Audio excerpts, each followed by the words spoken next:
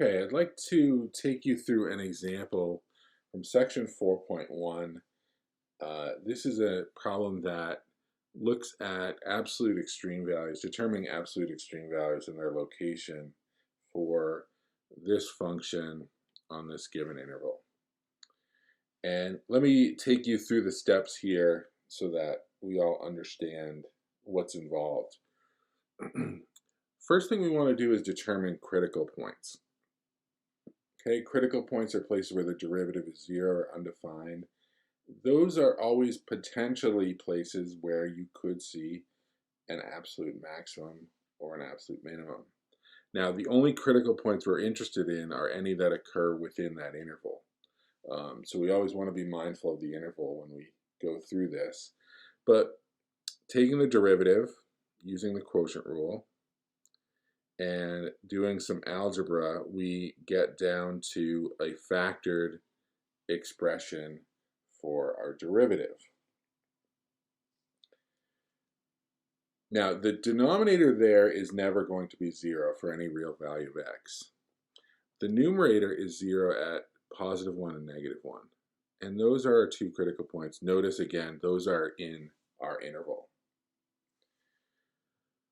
So now we want to use that information to determine absolute max and absolute min values within the interval. Critical points are a possibility. Endpoints are also possibilities. And we always want to make sure we are looking at endpoints when we do this. We don't need to look at any other points. Only the critical points in the interval and the endpoints. What we do is we evaluate the original function, that is given here, not the derivative. Sometimes the mistake students make is they'll evaluate the derivative at those points. We want to evaluate the original function at those points. We get these values here, and we want to compare. What's the largest value? What's the smallest value? The largest occurs at 1. That's our absolute maximum. The smallest, if we compare them, occurs at negative 1.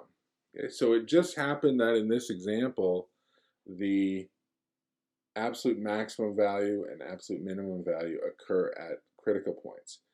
But in other examples, you could see them occur at endpoints. You could see a mix. And you can certainly see the absolute maximum or absolute minimum occur at multiple different points.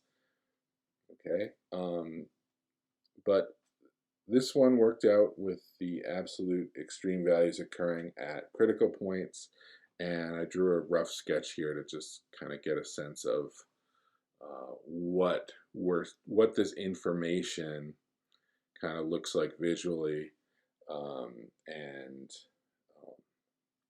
what we just found about this function. All right, I hope you found that helpful, and I'll see you in the next video.